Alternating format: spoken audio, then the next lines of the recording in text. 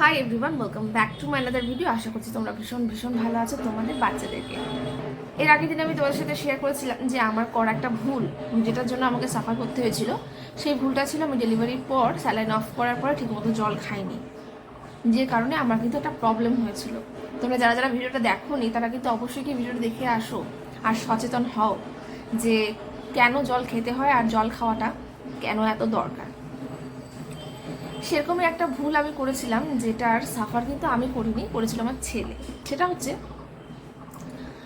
আমার ছেলের মোটামুটি যখন ওই 5-5.5 মাস বয়স, তখন ওই মোটামুটি ওই দুর্গা পুজোটা শেষের দিকে, মানে বেশ একটা পুজো পুজো আমেজ থাকে ওই সময়টা। দেখবে মানে সন্ধ্যের দিক থেকে কিন্তু একটা বেশ একটা ঠান্ডা একটা হাওয়া থাকে, একটা ওয়েদারটা একটা ঠান্ডা ঠান্ডা ভাব থাকে। আর কালী পূজা পড়ার আগের থেকে কিন্তু মোটামুটি ঠান্ডা পড়া শুরু হয়ে যায়, এটা আমরা সবাই জানি। এবারও তার কোনো বিকল্প হয়নি। এবার একদিন হঠাৎ করে দেখি রাত্রিবেলা নাকটাও জাম, প্রচণ্ড ঠান্ডা লেগে গেছে। তো আমি তার পরের দিনই ওকে ডক্টরের কাছে নিয়ে যাই। তো ডক্টর আমাকে নর্মাল মেডিসিন দেয়, দিয়ে বলে 7 দিনের কোর্স, ওকে 7 দিন খাওয়ান, তারপরে কী হয় আমাকে জানাবেন। তো যথারীতি আমি 7টা দিন মেডিসিন দিই। কিন্তু এই 7টা দিন যে মেডিসিন খাচ্ছিল আমার ছেলে, 7টা দিনই কিন্তু সন্ধে হলে বাইরে নিয়ে যাওয়া হতো, যেহেতু শরীরটা ভালো না, যদি বাইরে গেলে একটু ভালো লাগে এটা ভেবে মানে ওকে কিন্তু বাইরে নিয়ে যাওয়া হতো। একটু মানে আমরা বুঝতে পারিনি যে ও তখন যেটা ঠান্ডা ঠান্ডা ভাব থাকে ওটা যে ওর আরও ক্ষতি করবে, এটা কিন্তু মানে আমাদের ধারণার বাইরে ছিল, কোনো নলেজই ছিল না এই বিষয়ে।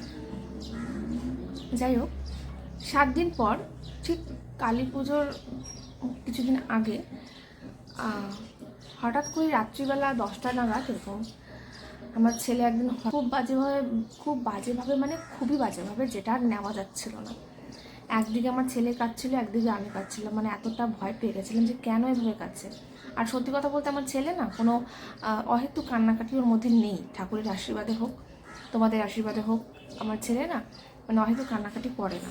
তো ওর যদি খুব প্রবলেম না হয় ও কান্নাকাটি করে না, হয় ব্যথা পেলে কান্নাকাটি করে। আর ওই সময় তো ব্যথাটা পাওয়ার কোনো ব্যাপার ছিল না, যে কারণে ও কান্নাকাটি আমি দেখিনি সেইভাবে। যাই হোক, এমনভাবে কান্নাকাটি শুরু করেছে দেখে খুব ভয় পেয়ে আমি তখন কী করবো দিশেহারা। তখন আমি আমার মাকে ফোন করি। তো আমার বাড়ি খুব একটা দূর না আমার এই বাড়ির থেকে, যথারীতি আমার মা দাদাকে নিয়ে চলে আসে। তো আসার পরে মার মনে হয়েছিল যে ওর হয়তো পেট ব্যথা করছে। আমিও তাই ভেবেছিলাম যে বেসিক্যালি বাচ্চারা পেট ব্যথার থেকে ওভাবে কান্নাকাটি করতে পারে, এটা আমি আগেও শুনেছি। তো মা পেট শাঁকা শুরু করে, পেটে কিন্তু বাচ্চাদের কিন্তু সেঁক দেওয়া হয়, গরম সেঁক দিলে কিন্তু ব্যথা হলে কমে যায়।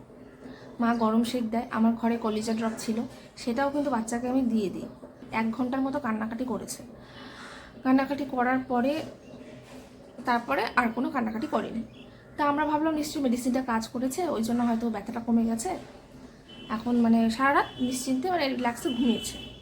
মানে পরদিন সকালবেলা যখন উঠেছে তখনও মোটামুটি ঠিকঠাক ছিল। 10টা যখন বাজলো সকালবেলা, ঠিক তখন থেকে ও শুরু হলো আবার কান্নাকাটি। তখন ব্যাপারটা আমার মনে হলো যে না, ব্যাপারটা অন্যরকম কিছু একটা হবে। যেই ভাবনা সেই কাজ, আমি আর দেরি করিনি। আমি ওই 12টা নাগাদ ওকে ডক্টরের কাছে নিয়ে যাই, ডক্টর অ্যাভেলেবেল ছিল। আর হ্যাঁ, আমি মানে আগের দিন যে মানে ওই প্রবলেমটা যখন হয়েছিল তখন আমি ডক্টরকেও ফোন করেছিলাম, কিন্তু ডক্টর অ্যাভেলেবেল ছিল না, উনি হচ্ছে ওটিতে ছিল, যেই কারণে আমার ডক্টরের সাথে কথা হয়নি। বলে না যখন প্রবলেম হয় তখন সব দিক দিয়ে হয়, আমার সাথেও সেদিন সেটাই হয়েছিল। যাই হোক, তো আমি পরদিন আবার 12টা নাগাদ ছেলেকে ডক্টরের কাছে নিয়ে যাই। তখন ডক্টর আমাকে মানে প্রচণ্ড পরিমাণে বকা দিল আর বলল যে আপনার বাচ্চার সর্দি লেগেছে, সেখানে আপনি কিভাবে ভাবলেন যে বাচ্চার পেটে ব্যথার জন্য এইভাবে কাঁদতে পারে। ওর বুকে সাংঘাতিক পরিমাণে কফ জমে গেছে, যে কারণে ও এইভাবে কান্নাকাটি করেছে। আমার এটা মানে ধারণার বাইরে যে বাচ্চার বুকে কফ বসার জন্য এইভাবে কাঁদতে পারে, আমি কোনোদিন শুনিনি। আমি তো যেমন তেমন, ওখানে আরও এক্সপিরিয়েন্স লোক ছিল, কেউ বলতে পারেনি যে বুকে কফ জমার জন্য কিন্তু কাঁদতে পারে। সবাই বলেছিল যে পেট ব্যথার থেকেও কাঁদতে পারে, পেট ব্যথার থেকে হয়তো কাঁদছে। যাই হোক, ডক্টরেরা নতুন মায়েদেরকে খুব নর্মালি কথাটা বলে দেয়। এটাও বোঝা উচিত যে একটা নতুন মা কি করে বুঝবে এই ব্যাপারগুলো, তার বোঝার কথা না। আমাকে বলেছিল যে আপনি মা, আপনি এতটুকু বুঝতে পারেননি। না, আমি বুঝতে পারিনি, কারণ আমার ওটা ফার্স্ট টাইম ছিল। হয়তো মানে এখন আমি যদি কোনো কিছু এরকম দেখি হয়তো আমি আগাম বুঝতে পারবো, কিন্তু সেদিন আমার জন্য একদম ফার্স্ট টাইম ছিল, যে কারণে কিন্তু আমি বুঝতে পারিনি। যে কোনো মানুষেরই যারা ঠেকে শেখে তারা কিন্তু ঠেকেই শেখে, আগে হয় নিজে নিজে সাফার করে তারপরে শেখে। আমি যেমন একবার সাফার করেছি, এখন আমি জানি। আর এই জন্যই তোমাদের সাথে আমার এটা শেয়ার করা, যে আমি যে জিনিসটা ফেস করেছি তোমরা যেন সেই জিনিসটা ফেস না করো, তোমরা যেন ভালোভাবে হ্যান্ডেল করতে পারো, আমি এটাই চাই।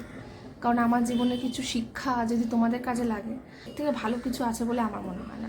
ডক্টর আমাকে ইমিডিয়েটভাবে নেবুলাইজেশন করার কথা বলে দিল, আমি সাথে সাথে নেবুলাইজেশনের মেশিন কিনে নিই। আর ডক্টর এটাও রেকমেন্ড করে যেখানে নেবুলাইজেশন করে, কারণ ফার্স্ট টাইম বাবা মারা হয়তো একটু নার্ভাস ফিল করে, অনেকে ভুল ভ্রান্তি করতে পারে, যে কারণে ডক্টরেরা বলে যে আশেপাশে যদি কোনো ডক্টরের দোকান থাকে সেখানে কোনো এক্সপিরিয়েন্স মানুষের থেকে করাতে। কিন্তু আমি সেটা করিনি, আমি মেশিন কিনে নিই, খুব ভালোভাবে আমি শিখে আসি। নলেজ মানে এতটুকু মাথায় ছিল যে না, আমাকে যদি আমি পারি না ঠিক আছে, কিন্তু আমাকে শিখতে হবে আমার ছেলের জন্য। তো আমি মেশিন নিয়ে পুরো প্রসেস দেখে বাড়িতে এসে বাচ্চাকে নেবুলাইজ করেছি। 7 দিন নেবুলাইজ করেছি, আমার ছেলে কিন্তু ঠিক হয়ে গেছে। যাই হোক, এটা আমার জীবনে একটা শিক্ষা, যে এই যে ওয়েদার চেঞ্জের টাইমটা, এটা অনেকটা বেশি গুরুত্বপূর্ণ কিন্তু একটা বাচ্চাদের জন্য। কারণ আমাদের বড়দের কিন্তু ফট করে হয়তো শরীর খারাপ হয় না, কিন্তু বাচ্চাদের কিন্তু খুব ছোট ছোট বিষয়ে শরীর খারাপ হয়ে যায়। কারণ একটাই কারণ তার, কারণ বাচ্চাদের শরীরে ইমিউনিটি পাওয়ার একেবারে ডাউন থাকে, যে কারণে ওদের খুব সহজে এফেক্ট করে ফেলে, যে কারণে কিন্তু ওদের এই প্রবলেমগুলো হয়। বাচ্চাদের আমরা নিজের ইচ্ছাতে কিন্তু পৃথিবীতে নিয়ে আসি, তাই ওদের ভালো মন্দ দেখার দায়িত্বটাও কিন্তু আমাদের। এই বাচ্চাদের যখন এইসব প্রবলেমগুলো হয় মানে আমাদের কারণে, তখন সত্যি খুব গিল্টি ফিল হয়, যে যদি একটু বুঝতে পারতাম তাহলে হয়তো আমার বাচ্চাটাকে এতটা সাফার করতে হতো না। একটা কথাই বলবো, আমি থেকে শিখেছি, তোমরা আমাকে দেখে শেখো। তোমরা যেন এই ভুলগুলো না করো, তাহলে কিন্তু বাচ্চারা অনেকটা বেশি সাফার করে, অনেকটা বেশি কষ্ট পায়, সাথে সাথে প্যারেন্টসরা অবশ্যই কষ্ট পায়। একটা বাচ্চার কষ্ট হলে তখন বাবা মার উপর দিয়ে কী যায়, আমি ওই কটা দিন খুব ভালো করে বুঝেছি।